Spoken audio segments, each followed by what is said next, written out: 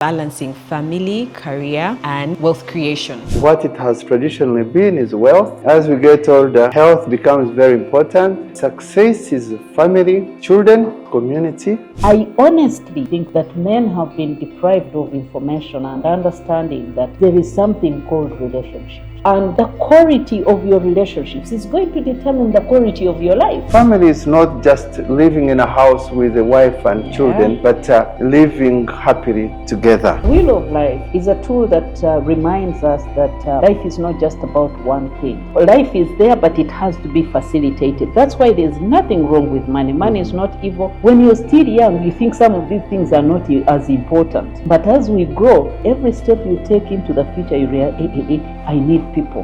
There's a demand on men to provide. Society and yourselves, you measure your success as being able to provide. The expectation by society on men that they should provide is an okay expectation.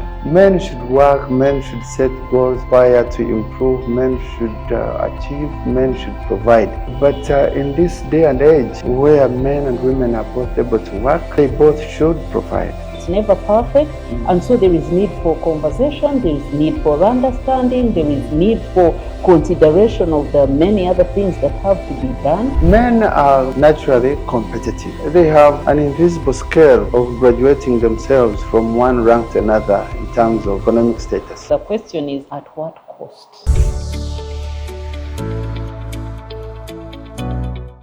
Hello and welcome back to Reality Check. If you are new to this channel, would love it if you subscribed and gave this episode a thumbs up. Thank you for our regular subscribers who are returning for another wonderful conversation this week. And we are going to be talking about balancing family, career, and wealth creation. So if that's a struggle that you're finding yourself in at the moment, you're thinking, hey, as a mother, how am I doing? As a father, how am I doing? But also I need to build some wealth. My career is taking me and stretching me. You are in the right place. So welcome aboard.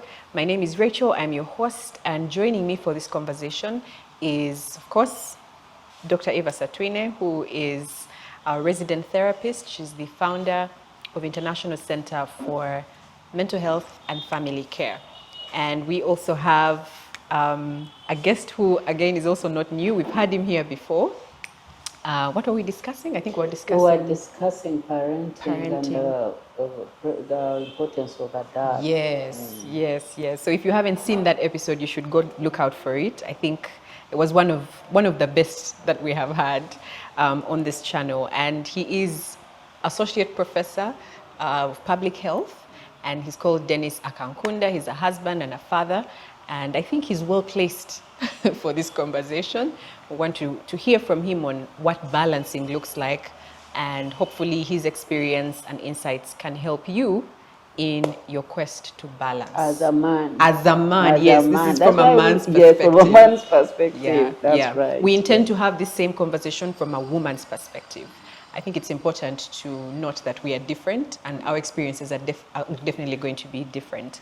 That being said, if you love our beautiful set, we are coming to you from Ineza Shots. Ineza Shots is located in Bukoto, Atrium, TMT Atrium building on the 3rd level. And if you want to create content, you're looking for someone who can take beautiful pictures or videography for your function. I'm talking kuhinjira, wedding, birthday, you name it, they are the go-to service provider. And they simply frame your memories forever. And I think that's a beautiful thing. So come check them out here in Bukoto. And they're just neighbors to ICFC actually. So again, if you're looking for Dr. Evas, you will find them located next to each other. That being said, welcome to the show, lady and gentlemen. Thank you, Rachel. Pleasure being here. Yeah. Again. So balancing family, career, and wealth creation. I think a good starting point would be in asking what success looks like to you as a man, and maybe I'm sure you speak to other men. What, from your observation and conversations, have you heard them say is success? And has that definition changed over time as you've taken on other roles of now I'm a husband, now I'm a father? and a professional, you know, so...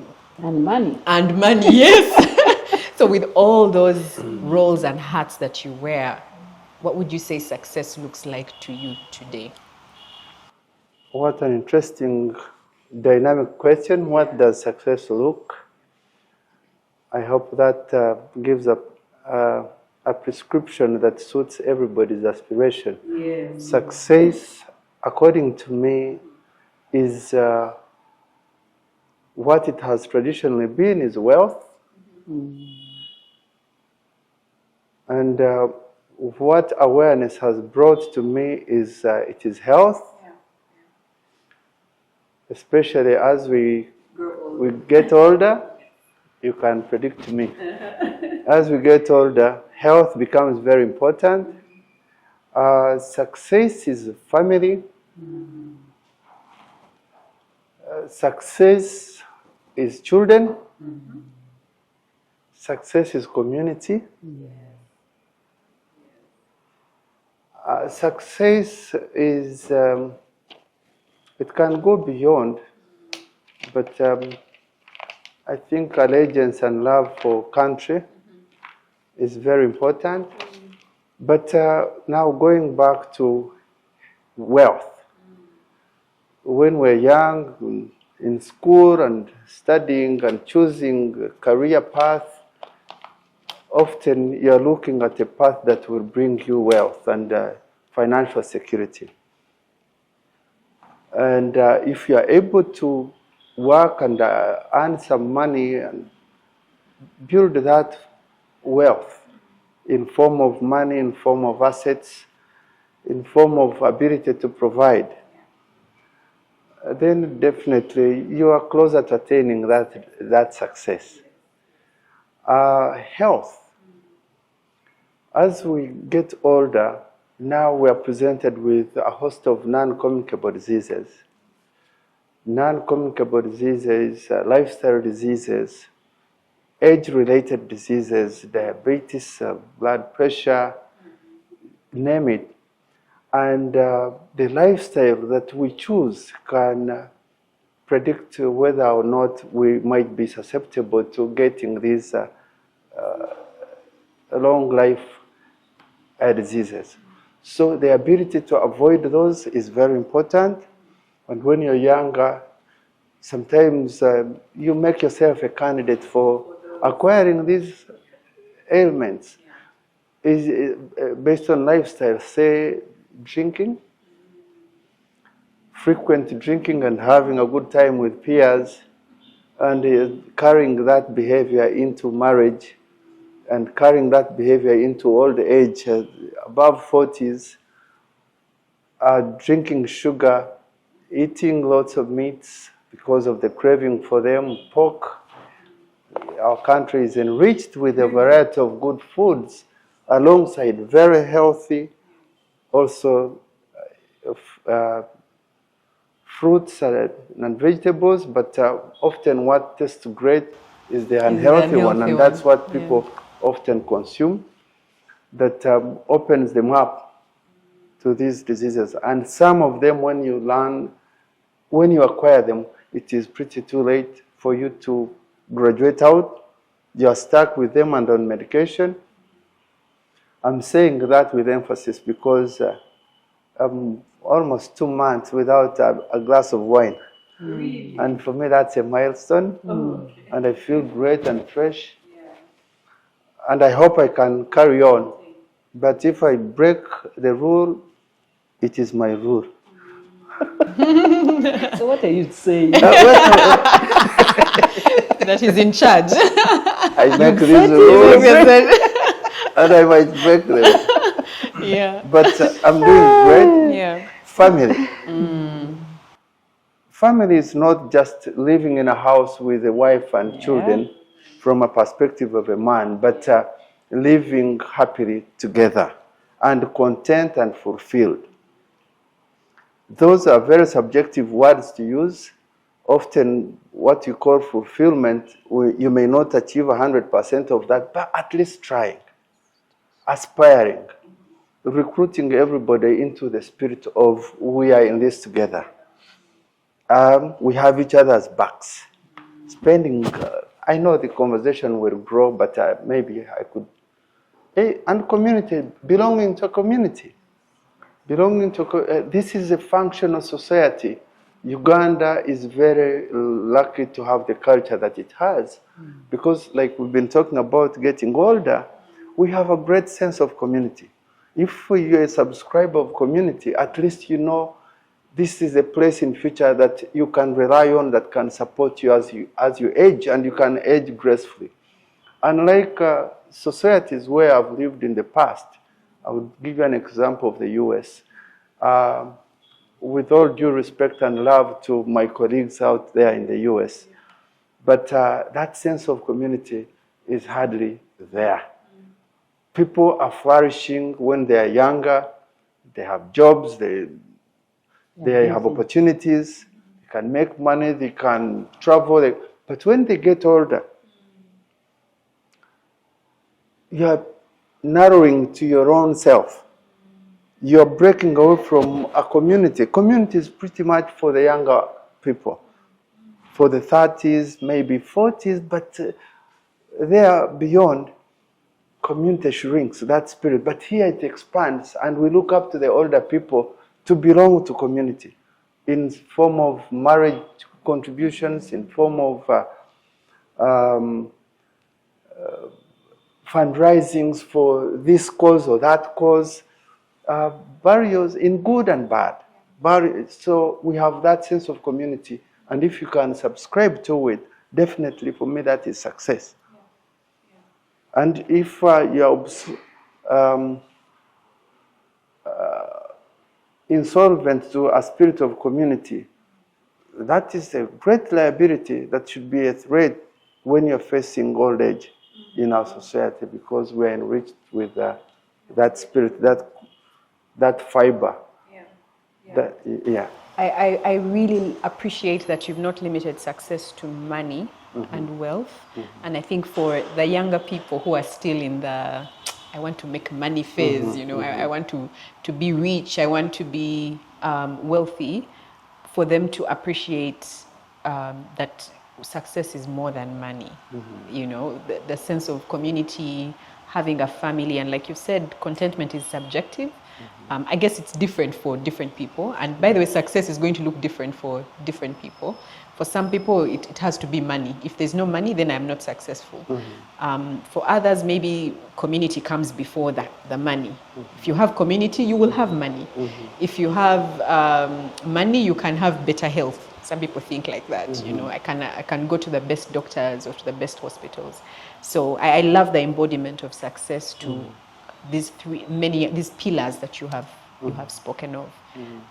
Dr. Evers, I would like to pose the same question to you, not as a therapist, but you as Evers, yes, as Nalongo. Yes, I think he has said it. Success, first of all, for us to understand that life is a bit of this and a bit of that, and it's just not one aspect that is going to define us. And then you just succeed at one, and then you say, okay, so I'll remind viewers about a tool, very important for people to pick up and work through it. It's called the wheel of life, the wheel of life. The wheel of life is a tool that reminds us that life is not just about one thing. And so there is nothing wrong with money. But I'm going to make a point here that we have to distinguish between logistics and life itself. Very important. And so life is there, but it has to be facilitated. That's why there's nothing wrong with money. Money is not evil. We even talked about it. We said money is not evil. It's the love of it or whatever, or management of it that is a problem. So succeeding at getting money, there's nothing wrong with it. But the thing is it life itself? No, it isn't. It isn't. So we have to distinguish between logistics and life. You see, facilitators of life, but not life itself. So the wheel of life, I just drew a little bit here. He talked about health. It's very important. I've seen people, for instance, who, because of money, they say money, the person has now put on so much weight or something, or they can't manage because they have a lot of money. That's not true. So even as you make money, you shouldn't make it at the cost of your health. You see, that's why we tell people to take leave, do this, do that. Don't make money at the cost of another aspect of life, right? And let not money replace. I remember when we had a conversation here, we said, let not money replace your relationship. You see, you've also seen people who, for instance, have money, and my brothers, I'm going to say a little bit because I have a brother here, that sometimes this belief that as long as I have money and I'm providing for the family, then it's covered, money. So it becomes the only provision. That's not true. So there is an element, rather the importance of focusing on health, on relationships, on fun. Imagine. Now, again, I'm speaking from the point of wellness. Fun is important for people's wellness. So there is holistic wellness. When we say holistic success, it has to be holistic success. You also have an element of fun. Again, you have seen people that focus on making money, they can't laugh. Everything is serious. They are working from Monday to Sunday. No, you're succeeding at one and not succeeding at another. Laughter, fun is very important. Apparently, things that make life what it is, most of them cost nothing. Right? I agree. Yeah. I agree. Yeah. And so community, he mentioned community. Again, I'll take back to the psychology of life, that actually humans were created to connect, not to be isolated. I'll not drag you into the intricate details of psychology, but there are so many experiments that were done that show that humans were created to connect. And so again, if you have no sense of community, it becomes hard. Now, again, he mentioned something really profound. When you're still young, you think some of these things are not as important. But as we grow, every step you take into the future, you realize, I need people. I need people. So if you don't succeed at fostering relationships, that's going to be a problem. So that is success.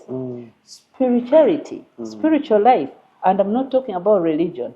No, I'm talking about fostering a sense of purpose and meaning. You know, what makes meaning? What defines you? Why do you exist on earth here? I had an activity I did with a group of people last week, a group of men that were going to retire. And they were retiring in 1 month, in 1 week. And I can't tell you the amount of anxiety that I saw in that room. And I was asking them, now that a job title has been taken away, what else remains? Right? So we did what we call a separation exercise. So I asked them what success means. I said, have you been successful? And most of them were saying, I don't know. I don't know. And then I asked them, I said, okay, so what does success mean to you? And to be very, very honest, a number of people didn't know. Number one, they didn't have a family to go to because they had been working.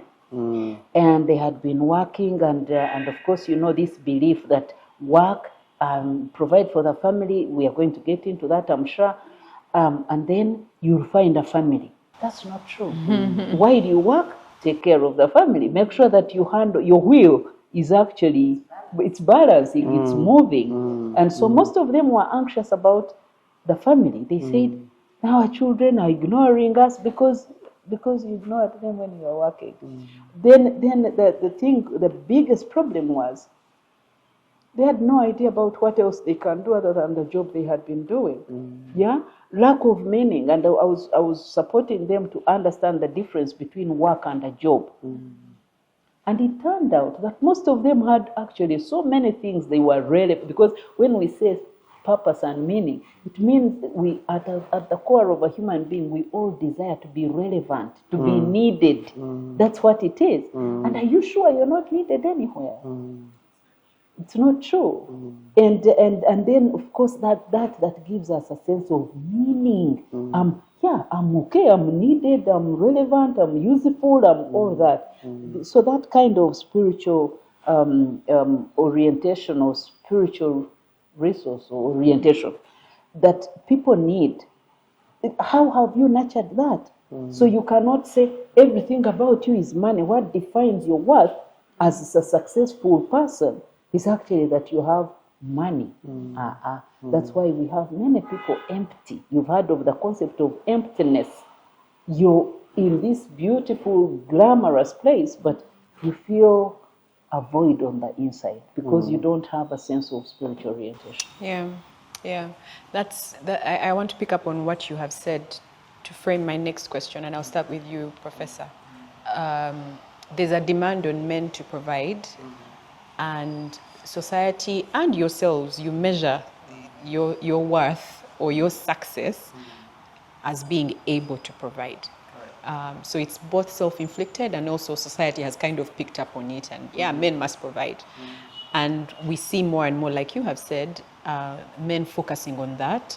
And so if they are successful by some standard in provision, then everything else kind of is ignored. Yes. And so I want to ask you how men in general can practically meet those demands of showing up as a father, also showing up as a professional with this measure or metric running in the background, which is you have to provide, I guess what has it been in your experience, but also what would you advise or talk to men in terms of balancing those other two roles? Because like she's rightly put it, that will must constantly be you must be reflecting on that will at any one point. Yeah. What has it been in my experience is a safer question. Is a safer question? Please go ahead. I think the expectation by society on men that they should provide is an okay expectation. Men should work, men should set goals, men should aspire to improve, men should achieve, men should provide. But in this day and age, where men and women are both able to work, they both should provide. They mutually should provide. Using my personal life story, and as a married man and as a family father, we both work. We run an enterprise that we jointly own, but we have different departments. We run a pediatric clinic. My wife is a pediatrician, but we have a business arm, which I run and I embed teaching. And we both earn. And we bring different streams of earning, but we have separate financial responsibilities. I used to take pleasure in buying groceries, and if they didn't have milk and I came with honey, I thought that was sufficient. Okay. And I would speak for that honey and why it is made, and how durable it is, and how organic and healthy. To a point where I'm losing my audience at home. You didn't come with milk.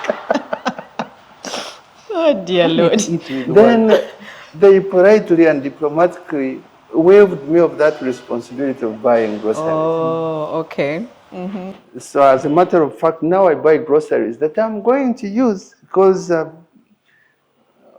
weekends, sometimes I'm the one that does the cooking, and I enjoy it, and they love my cooking. So, division of labor. Groceries, costly as they might be, there is someone watching, and if there is a need for top-up financially, I gracefully top up. My role, on the other hand, is to look for the hard labor. Hard labor in form of investment. Where can we invest what we've earned? Or where are we in debt and we need to prevail and keep up with the repayment? That is pretty much my responsibility. And if I need some backup, I run to my wife for that. So in terms of financial and provision, we both provide. And if you ask her who provides for day-to-day upkeep, she provides more than I do because I've been rendered incompetent, not financially, but Providing the vision and the literally. Yeah. Okay. Yeah. Logistical. So in that regard, we share financial responsibilities. Then in terms of quality time and according each other time, we are busy people. I would argue that she's perhaps busier than I am because every minute that passes by, maybe there is a new patient that she has to see, and each one with a different condition, and she has to get to the bottom of every condition and prescribe and treat. That I don't think it takes any less thinking than what it takes me with what I do. She's busier. But in our different busy schedules, every week we have our day of lunch together. And that is Thursdays. Today, actually, after here. So we choose where we want to have lunch together, despite our difficult work schedules. And everybody looks forward to that, to Thursday. Thursday has become really a day to look forward to in our marriage and in our family. Then Friday, we have either tea or dinner together as family. That can be home, depending on our financial discipline. If we want to really cut down on expenditure, we shall plan something special on Friday and we'll be together. Prior, that used to be a day with my friends. Oh. Yeah. Out, having a drink, having a laugh. I still meet my friends, but not on Fridays. That is exclusively my family.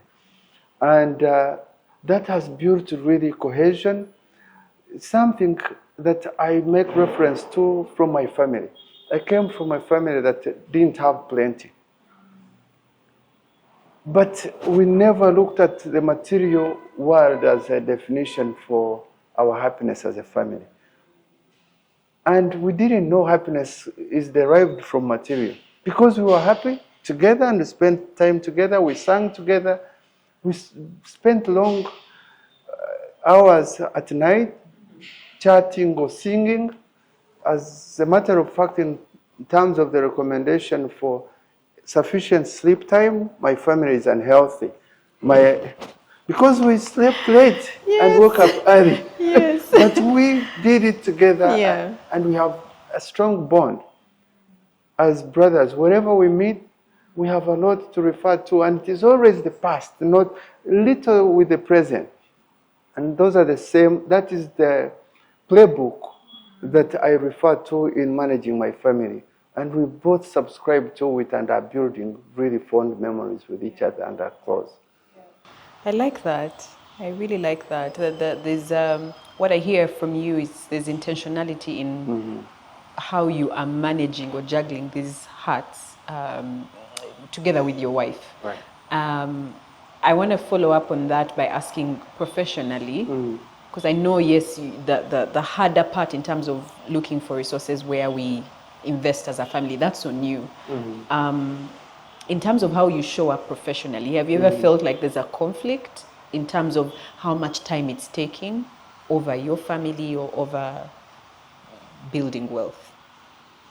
How much time it's taking, Yes. like whether it is whether it consumes your time. Do you find that maybe there are days you work late, there are days that there are weekends, for example, that you're called in to work, that it affects family time or takes away from? Those deviations are there.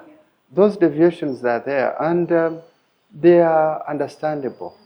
They are not deviations that are self-created for selfish reasons. They are deviations that are transparent. If I have, like this weekend, instead of being around with my family, I'm going to go, I do farming. We do farming. Apologies, Dr. We. Liz. We do farming. Yes. And I have to run to the farm, and I Yeah. have to go to see my mom and spend some time with her in the village and come. So that time, I'm going to miss my family. They're going to miss me. That is an acceptable deviation. In terms of whether it takes long to achieve the goals, since I'm primarily solely responsible for looking for this or the other, we do it through a consultative process. We work it out together, we set goals together, and then I follow through on those hardcore goals. And we support each other in decision making and financing. So does it take long? It takes realistically what is possible and what is not. And I think, I mean, just to build on that, it's not, life is not comfortable. And when you actually, this tool that I shared with people, the wheel of life, it helps us to check how we are performing across seasons. Mm-hmm. You're going to have a season when probably you're putting more time in studying.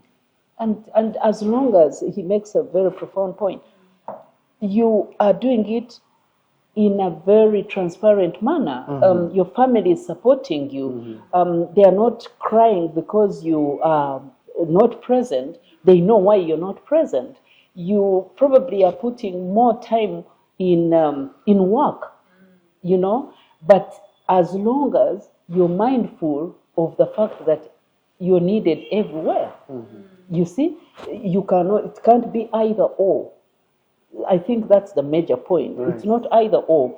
As a matter of fact, whenever we provide guidance on how to use that tool, you're able to check how you're performing during a season. Mm-hmm. And the guidance is that anytime you find you rate it's 0 to 10. So any aspect that scores below 4, then we say, you need to check. You're getting out of balance here. Mm-hmm. So you need to balance. And it's important. We cannot have a very straight life and all that. Mm-hmm. No. We're going to have that. It's never perfect. Mm-hmm. And so there is need for conversation. There is need for understanding. There is need for consideration of the many other things that have to be done, the travel, so it's not like either or. I think that's the point I was making. Thank you. Mm-hmm. What would you say are the reason that maybe men struggle to balance? Mm. I think one of the things that we alluded to was the pressure to provide, and that is the one they take on because maybe it's the hardest, But from your interactions with other men, what would you say are the challenges when it comes to maybe not balancing, because balancing is ideal, but keeping those roles not in your rear view, but within me being able to reflect on them and making sure that, I think I'm slacking as a father, I'm slacking as a husband. At work, maybe they are complaining about me because I'm doing side deals, to make sure I make ends meet. From your conversations with men, what do you think are that? From your brothers, yes. Do not tell them. Tell us. Our lips are sealed. Men are naturally competitive. And they have an invisible scale of graduating themselves from one rank to another in terms of economic status. And they observe their peers who have graduated and they are also working just as hard, sometimes at the expense of family. And that can be for a professional job, it can be for business, and you find someone is married to their work because they want to hit a certain rank.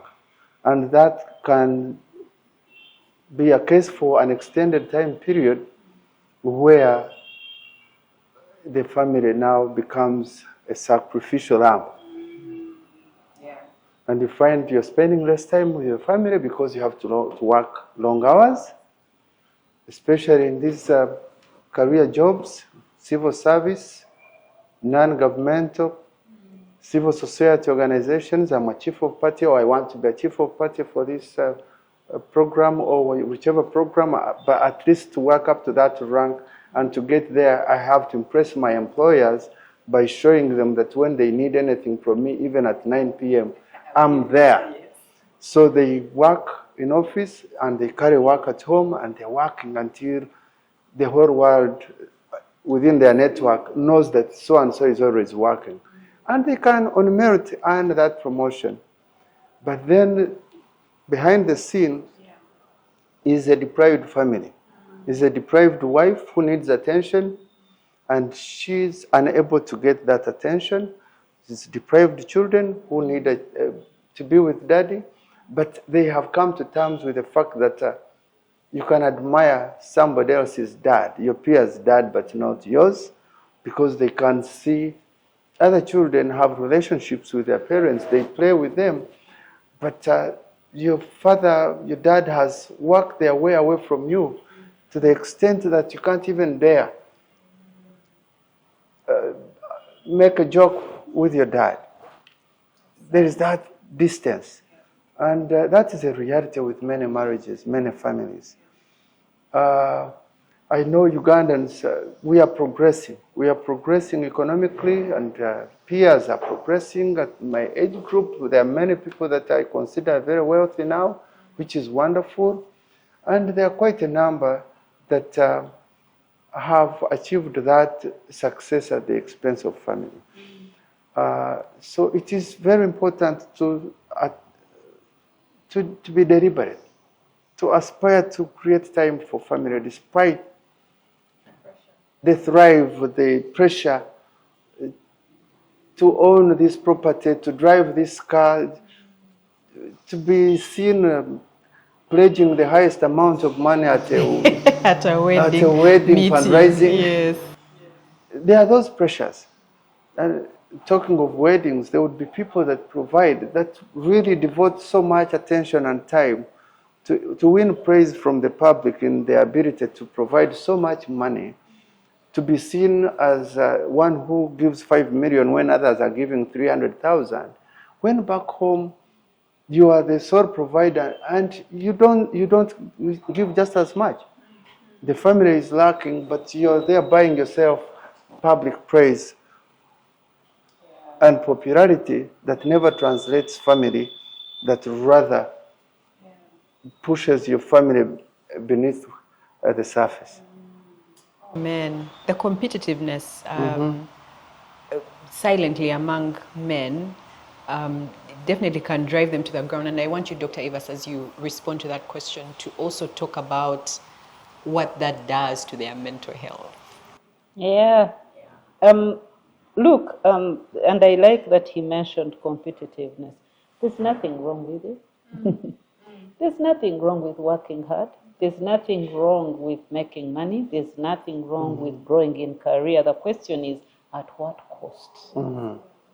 Now, there is this principle in life that we create time for things we value. We create time for things we value. Now, for instance, the example he used, if you give this impression to your, we call it permission, you give permission to your work people to call you at 10 at midnight and you say, me, I'm available. That means you're not valuing the relationships at home. And speaking as a relational scientist, I'll tell you, relationships are taken for granted. But also, this is rooted in the belief that, people will always be there for you. We don't value connection. People think a relationship is just to be married and you have a ring, and that's it. You're somebody's husband, right? You have a home. You take, and honestly, by saying that, I don't mean to be mean to men. I'm actually known to be kind to men. But I really want to make this point.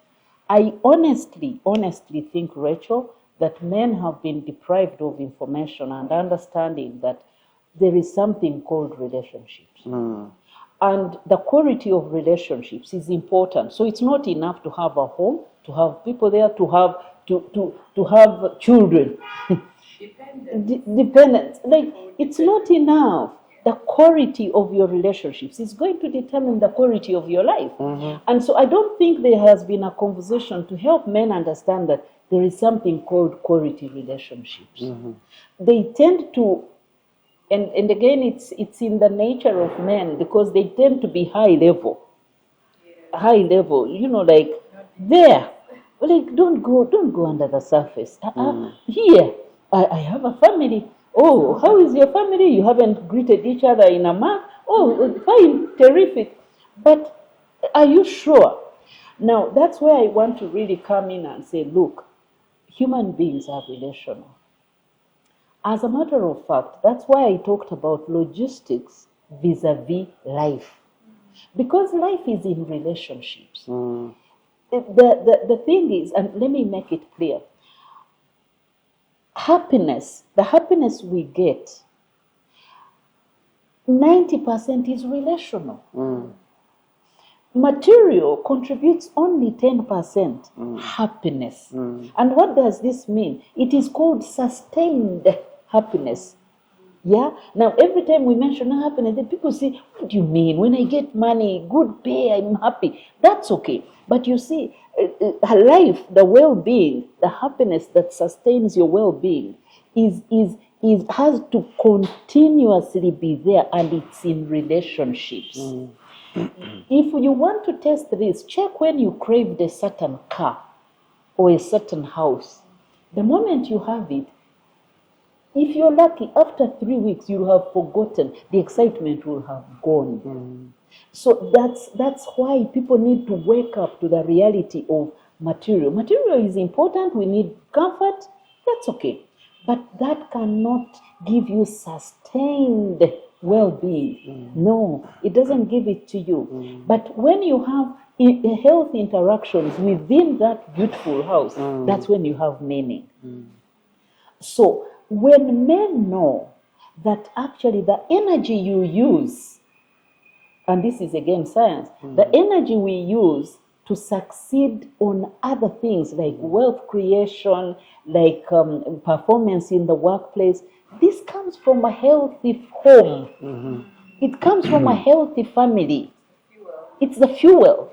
That's why when you have bad relationships, you go to work, you're going to spend a lot of emotional and mental energy thinking about what is unresolved at home. People never give it. They say, I can't wait for morning so that I go to shine where I'm shining. No, you're not going to shine, because you're going to leave home, conflicts, confusion, drive out, everyone open again, you run. But when you get to work, you're going to be thinking about what you're going to do with this relation, the backlog. That's why men need to know that it is important to invest just as much energy into the relationship. Actually, much more. Because you see, when you have healthy relationships at home, you're anchored. That's why and again, Rachel said it here, when men are younger men, 30, 40, late 20s, when they have gotten jobs and it's all fun, 30s especially, there's a lot of excitement. They think, this relationship, actually it's an inconvenience. My wife is boring me, calling me, sabotaging my men relationship. I have to make money, na. That's okay. But they don't know that they're not going to be 30 forever. Unfortunately, every time life opens and you take a step forward, the realities become real. That's I've had conversations with different age categories, but whenever I'm talking to people who are aging 50s, now realities have hit.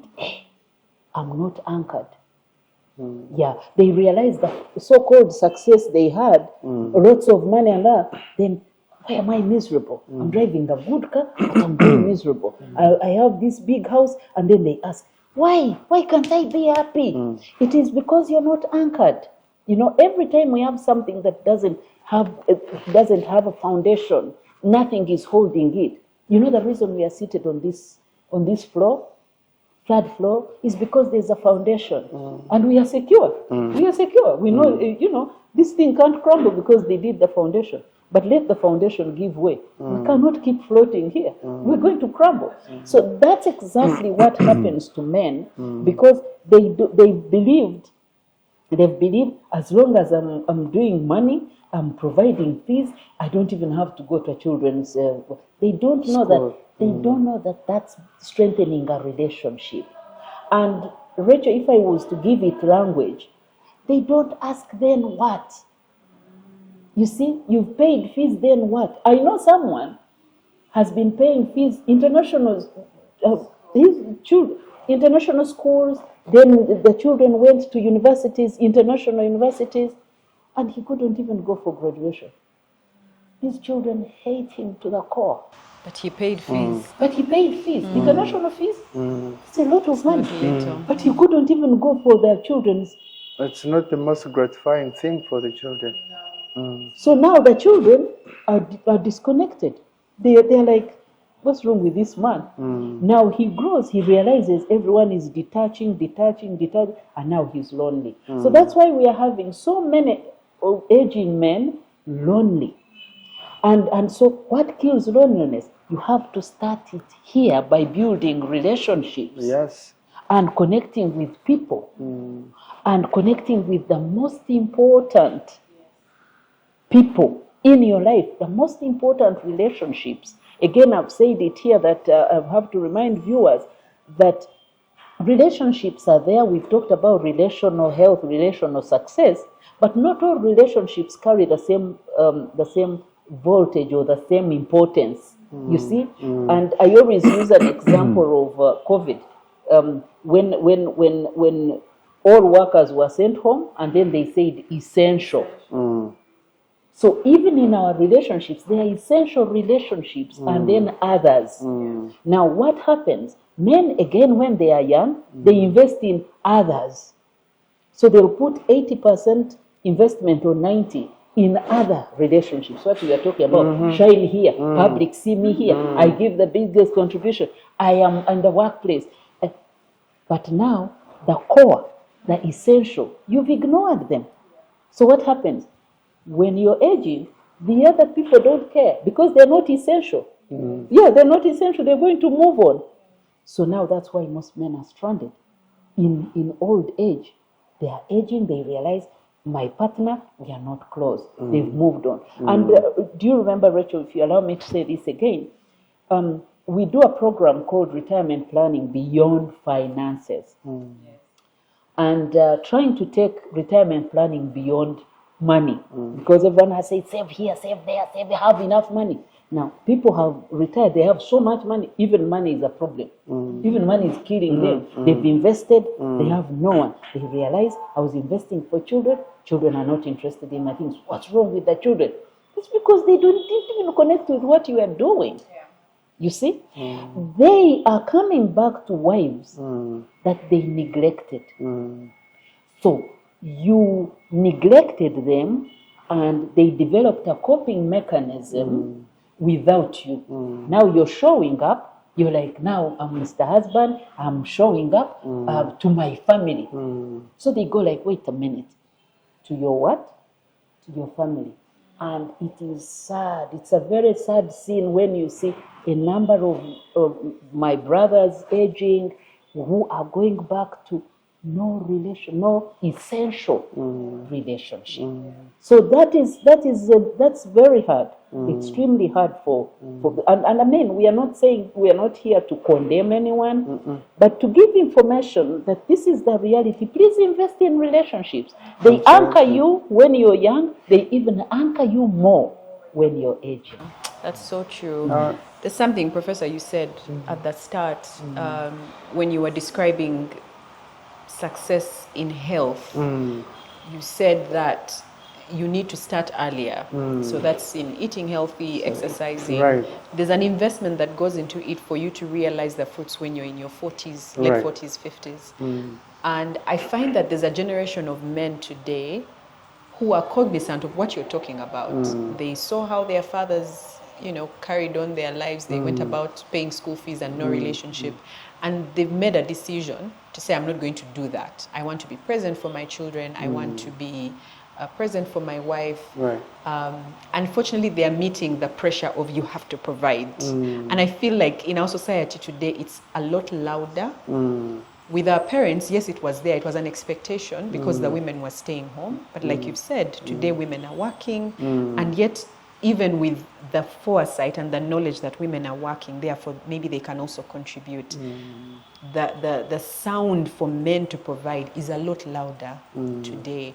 How would you encourage that father who has said, I want to be present for my wife, my child, but I also hear the noise about provision? Maybe my wife is not like Dr. Liz. She's insisting that I have to provide 1,000%.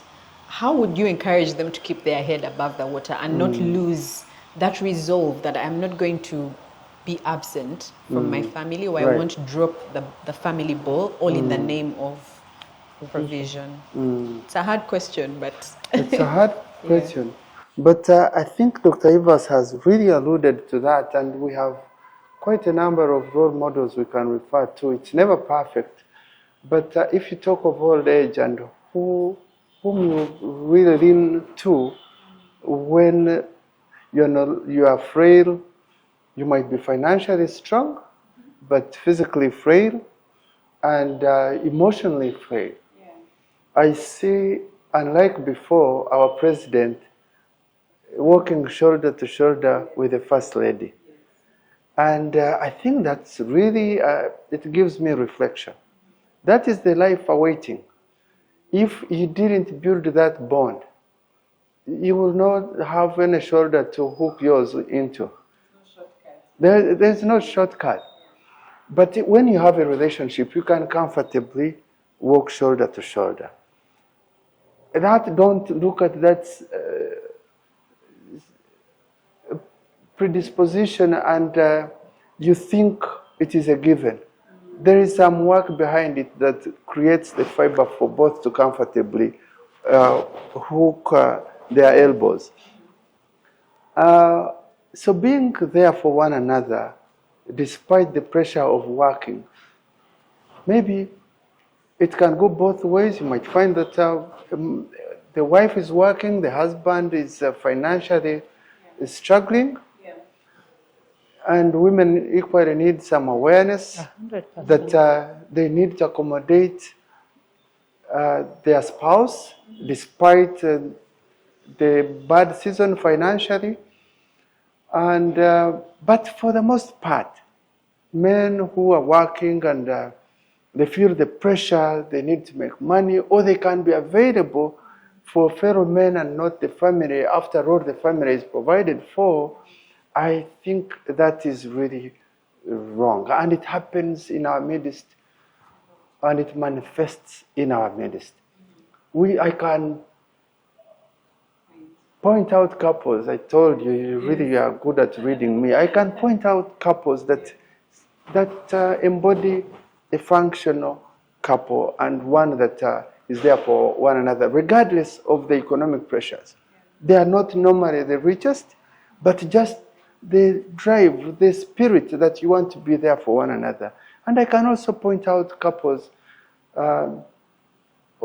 even by looking at one, and I can, without seeing the other, and I can tell there is something. These days, my indicator of dysfunctionality to your anticipated disagreement is women who pray and speak in tongues.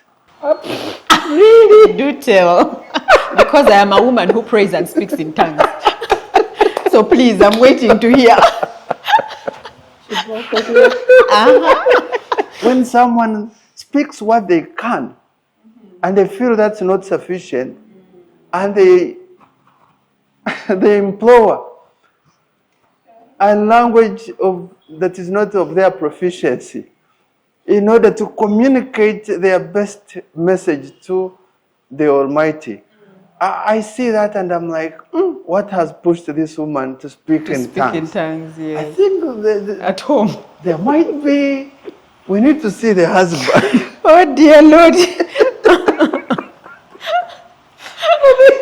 There was a clip trending recently on social media of a woman praying. I think she volunteered to pray in church, Nigeria, where else? And she spoke in tongues, and she started with the normal English. English wasn't sufficient. She went into tongues. Tongues became insufficient. She somersaulted. I don't know. And she was condemning men. Or was she? So I think that's just an inkling of the fire that burns out there when you give women so much burden, us as men, and they want really to release. Prayer and speaking in tongues. I don't know if that is a correct analogy. It's perfect. I think that's okay for But me. I can self-contradict. I was having some good vacation time with my family, and we were at some place in a mountain in Bukoto, and we wanted to say a prayer because the place became so serene, and we gave a prayer. In its midst, my wife went tongues. Something our son was unfamiliar with, and he got. And our son confided in me, he was tapping on me. I opened my eyes and I tried to silence him, but he could not take so he started trying to call his mom to order. He's like, Mommy, stupid. But I had not done anything wrong. We can't be sure. We need to ask the doctor. You know, I just to pick on something.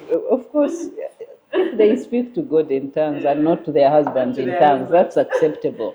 But going back to, I think the point he's making is like a lot of pressure. I'm going to touch on two things. A lot of pressure put on men to provide, and that's real. That's real. When we say society, like who? There is segments of society that have been very, very unfair to men, and they haven't changed the message. Of course, this has a history of men used to go work, and we had a time when men were purely doing the economics of the family, right? But this changed. It changed after World War I when women went to World War II, when women went to factories to work and invaded the workplace, as I've always said, and earned money. And the rest is history. And it changed with education. And it changed with education and all that. We can get a degree and we can be employed and 100%. can earn. Now, unfortunately, this has not changed in the minds of men, and it has also not changed in the minds of women. You see? And I'm so glad we're going to have a conversation with a woman, a successful woman here, to tell us about how women really consider success, because it's also a problem. It's actually a crisis. And this hasn't made life easy for men, because men are still facing the same pressure. And honestly, Rachel, in my work counseling families, men are stranded because they are looking at the pressure, the economic pressure, and sometimes women just go get admission letters in international schools and come and say, pay. And that also, pay, proof. There is that part. Yes. Kindly help shed light on that part. And they are, women are putting men on pressure. And I know, like, I can name 100 women that will say, it's your duty. It's your duty to provide. Again, how big or small is that duty? Yes, is not an that's issue. The thing. It is your duty. They're saying it's your job. Now, that's why I've always asked women, again, so what's your money supposed to do? Because it's like there is money written on women and another money written on men. I remember. And now it is that money written on men that is supposed to provide for the family, which is a problem. That's where we have always said, now money has replaced relationships. And that's when we talked about men running to look for money, some of them are genuinely pushed to the wall. Really, seriously pushed to the wall. And by their own wives. Right? And wives who are growing their money, now we have a unit trust fund. Oh, that's another thing. They're just seeing money grow every day. And they say, mine is growing, yours is for the family. I was talking to a group of women about 3 weeks ago, and I asked them, they had called me to talk about a woman and her finances. And I asked them a question, what is a successful woman? Now, sometimes when people know what you're probably trying to get to, they avoid it. They say, successful woman, then it couldn't add up. Some people said money, and it is okay. But then I was asking them, I asked them among the questions, started, yes or no? A woman's money is her money. A man's money is family money. Yes or no? You will not be shocked that like over half of the room say that's true. You see? So what pressure do you think this is putting on men? Where they feel, I have to pay fees for the children, I have to pay them, and I also have to take care of this woman who is earning. Yeah, because they say, take care of me so that I know you love me. Right? Oh yeah. And we take it as a privilege. So I think there is a problem. The pressure that men are facing, some of it is self-infliction, to be honest with you. Some of it is actually from the so-called society we are talking, the invisible voices, but some of the voices are really, really, really. That's so true. And to Professor's point, if the men spoke in tongues, maybe they might be supported. When you say man speaking in tongues, Don't go there. The men need to adopt speaking in tongues. call me. I call you. The problem with men is you're thinking about this, it must make sense. It must be logical. Mama women, let's speak in tongues. You never know. Things are spiritually discerned. Now he wants to give them spiritual things. No, seriously. Yeah, if you are speaking in tongues because the men are also not providing good for them. But I think there is a bigger problem. Yeah. As we close this conversation, I think it's important that we help the people who are watching. And Professor, I would want to pick from your story. You told us how you and Dr. Liz do it. What would you attribute that to? Is it the friendship that you have with Dr. Do you have shared values? What would you attribute that to? And maybe to the man, the single man who is watching and maybe is waiting to pick a bride to do life with, or to the man who is struggling to get on the same page with his wife, like how can I have what Professor and Dr. Liz have, that shared responsibility, the partnership, we are in this together. How do they achieve that? What are some of those things that they need to, what are the tools that they need to draw out to build that kind of picture if they have not chosen a wife? If they have and they're trying to communicate to their spouse, look, we can actually do this together. Together we can go far, farther. As we end this conversation. Thank you, Rachel.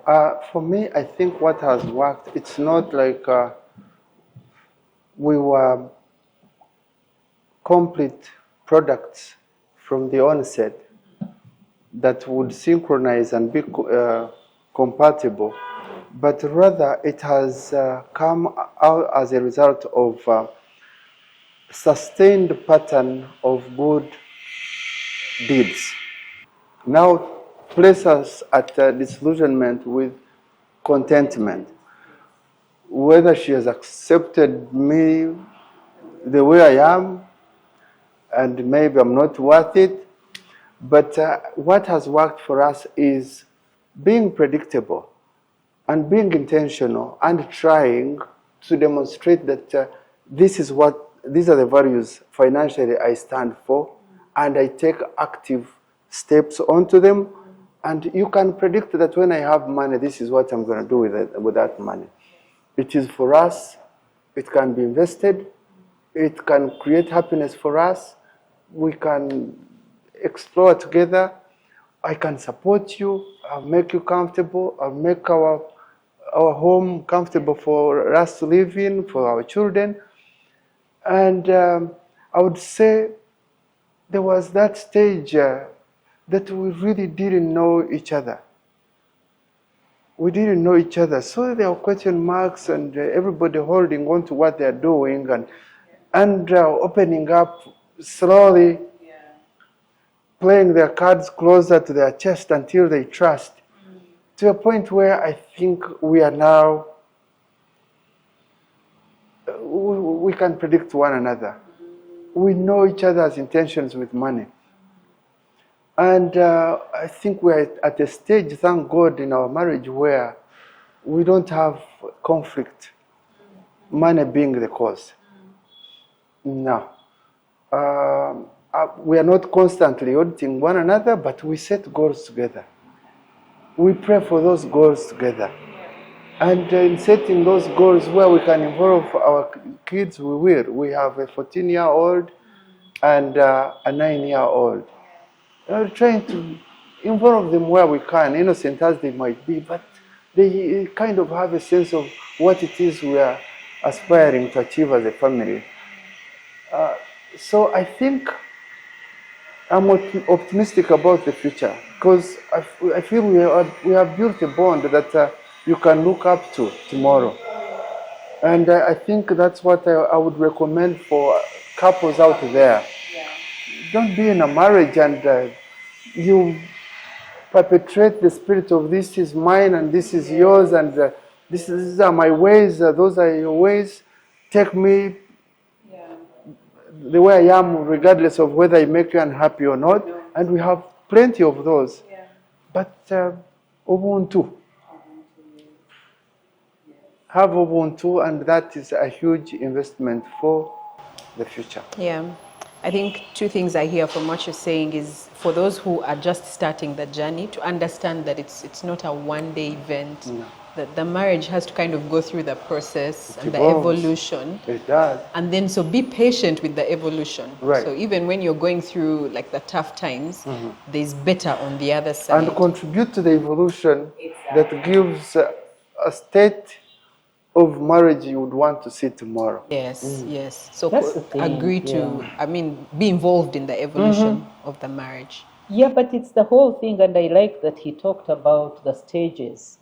When I tell people that love grows, and people work towards we grow towards oneness. And you can't achieve oneness in just a couple of days or months or even years. I've been married 30 years, but we are still growing. As long as you're not dying, you're growing. Yeah. And so that is okay. But also, the other thing I think he's alluded to is the issue of teamwork. Teamwork is very important. It's extremely important, and that's why we have to move. When we are married, there are so many single people in marriage. Single mindset. Yeah, to be single, to be married is actually a mindset to begin with, and then you do things together. Right. And so there's so many people that are really single in marriage. And so if you do not nurture that kind of teamwork, team mindset, it's going to be a problem. It's really going to be a problem. And either side. Because also men, when they look at, I'm doing my thing, I'm the one, it becomes a problem. Now, that's why I wanted to talk about the issue of leadership. Because sometimes men, and we are talking about balance, they've also focused more on, let me make money, provide for the family, provide, but they've forgotten that they have this whole institution at home called family that they have to lead. Right. And so when things are disintegrated, then you can't say, oh, it's the wife, it's the children. It is the leader. That's why there's this saying that everything rises and falls on leadership. Right. And so when a man doesn't view themselves as a leader of the institution at home, but is looking at the logistics he's providing, that's why it's becoming a problem. So it's very, very important that then men also see the bigger picture of the family, and then what he was talking about, working and sitting and defining modus operandi. You know, like when for instance I ask people, what is the culture of your family? What you're talking about is that you have determined the culture of the family in as far as financial management is concerned. That's a leadership element. And so it should be nurtured. And someone has to take a lead on that, especially the man called the leader. So if you determine that, then the family is going to operate. It could be difficult and bumpy at some stages because you're still suspicious of each other, which we all do, by the way. You're suspicious, you're like, should I release I'm just going to release based on how much I trust. That's okay. That's absolutely okay. But have you built a culture of trust so that these finances come in because someone knows that the money is coming in, it's for us? Yeah, but if it's going everywhere, then it's going to be very difficult for people to work together. Yeah. Thank you both for really shining a light on this conversation. And I think, like we said earlier, balance is ideal. Balance, I guess there's no such thing as balance, but you can keep your eye on each of the balls, you know, and try to keep them in check at any one point so that no one role of yours suffers, that your children can still have a relationship with you. Together with your wife or your spouse, you're able to meet your financial obligations. And if you're alone in this, we recommend that you speak in tongues. Rachel. I'm kidding. We recommend everything that has been said here, really. There's got to be ways that you can communicate with your spouse so you can both get on the same page together and you know, balance the three: building wealth, career, and showing up as a family man. Right. So I really hope this has been helpful for the men who are watching and the wives, how you can support your partner in building this thing together, because ultimately you are both beneficiaries. Sure. Yeah, you're both beneficiaries. So thank you. I think we'll end it on that note. Yeah. Thank you for watching. Do leave us a comment, share this episode, and if you have loved the conversation, please give this episode a thumbs up. We'll see you back again here next week. Until then, stay well and stay healthy.